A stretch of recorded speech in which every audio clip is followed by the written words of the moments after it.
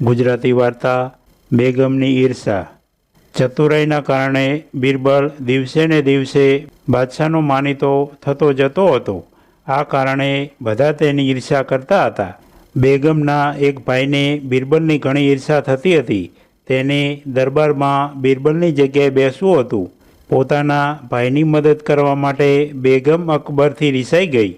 અકબર બાદશાહે રિસાવાનું કારણ પૂછ્યું ત્યારે બેગમે કહ્યું, તમે બિરબલના સ્થાને મારા ભાઈને બેસાડો, મારા ભાઈને દીવાન બનાવો અને બિરબલને કાઢી મૂકો।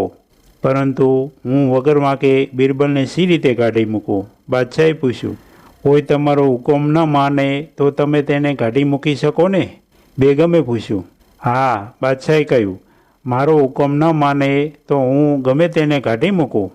તો પછી કાલે સવારે તમે બિરબલ સાથે બગીચામાં બેસજો। ત્યાં તમે મને બોલાવવાનો હુકમ બિરબલને કરજો। બિરબલ મને તેડવા આવશે, પરંતુ હું નહીં આવું, તેથી તમારા હુકમનો અનાદર થયો કહેવાય। ત્યારે તમે તેને કાઢી મૂકજો। બેગમે બાદશાહને સમજાવ્યા। બીજે દિવસે બાદશાહ બિરબલ સાથે બગીચામાં આંટા મારવા ગયા। ત્યાં તેમણે બિરબલને કહ્યું, જા બિરબલ, બેગમને અહીં બોલાવી લાવ, મારે તેનું ખાસ કામ છે।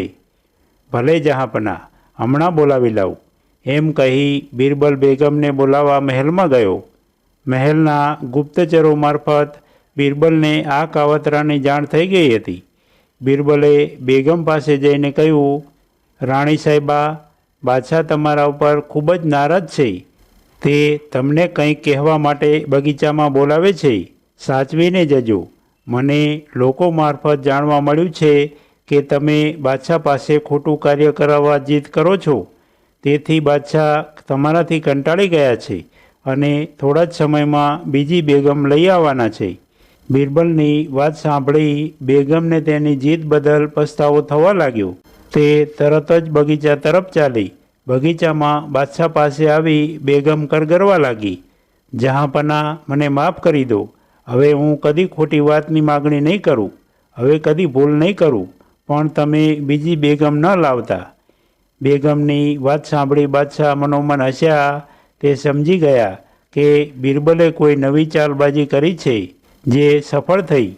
તેણે બેગમને કહ્યું, જા, તને માફ કરી, હું હવે કોઈ નવી બેગમ નહીં લઈ આવું।